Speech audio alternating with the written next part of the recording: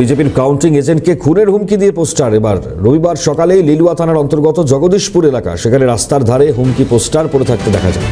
আর এই পোস্টারে বিজেপির শ্রীরামপুর লোকসভা কেন্দ্রের কোঅর্ডিনেটর গোবিন্দ হাজরাকে কাউন্টিং সেন্টারে গেলে গুলি করে খুন করা হবে, এমনটাই হুমকি দেওয়া হয়।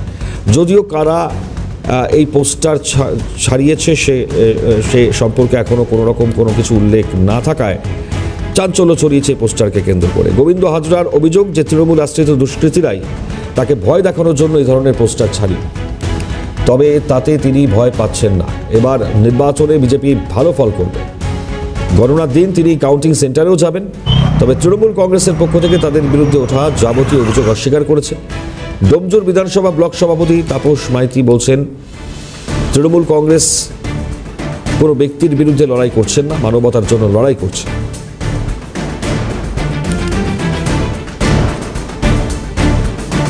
তৃণমূল এবং বিজেপির একে অপরের যে প্রতিক্রিয়া শোনায়। আমাদের তো কোনো ব্যক্তির বিরুদ্ধে লড়াই না, আমরা তৃণমূল কংগ্রেস আমাদের নীতিগত আদর্শগত লড়াই। ব্যক্তির সাথে আমাদের লড়াই নেই, আমাদের সাম্প্রদায়িক শক্তির বিরুদ্ধে মানবতার লড়াই।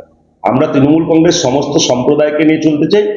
বিজেপি একটা সম্প্রদায়ের পাশে, পশ্চিমবঙ্গের যে ঐতিহ্য সংস্কৃতি তাকে বাঁচিয়ে রাখার জন্য লড়াই করছে। এখানে কোনো ব্যক্তিগত শত্রুতার জায়গা নেই, কেউ কারো তৃণমূল একটা অশিক্ষিত দল, চোরেদের দল। এরা কিভাবে কার্ড মানিয়ে নিতে হবে, কিভাবে লোকের সর্বনাশ করতে হবে, এই হচ্ছে তৃণমূল।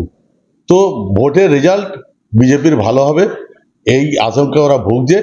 এই আশঙ্কা আতঙ্কিত হয়ে এরা বিজেপির যারা লিডারশিপ আছে তাদের বিরুদ্ধে তৃণমূলের গুন্ডা বাহিনী লাগিয়ে দিয়েছে। যেভাবে হোক এদের ভয় পাওয়াতে হবে।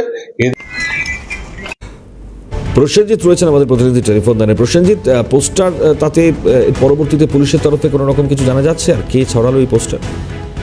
দেখো বন্ধুরা, একেবারে বলে রাখবো যে এই পোস্টার রাজনীতি নিয়ে একটা জলগরম ছিল লিলুয়া থানার অন্তর্গত ডোমজুর বিধানসভা কেন্দ্র এলাকায়।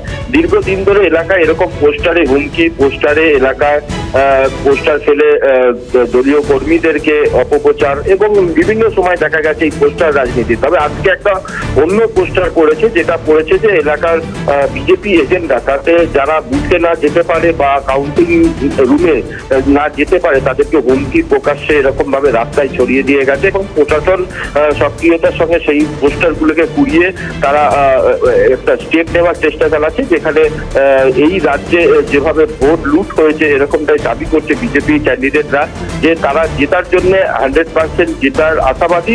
সেই কারণেই এরকম তৃণমূলীরাই এই জায়গায় এরকম পোস্টার রাজনীতি করে বেড়াচ্ছে এবং তাদের পায়ের তলা থেকে মাটি হারিয়ে গেছে। সেই কারণেই কিন্তু এরকম পোস্টার রাজনীতি তারা মাতোয়ারা হয়েছে বিভিন্ন জায়গায়। ধন্যবাদ প্রসেনজিৎ। কথা বলছিলেন আমাদের প্রতিনিধি প্রসেনজিৎ অধিকারীর সঙ্গে।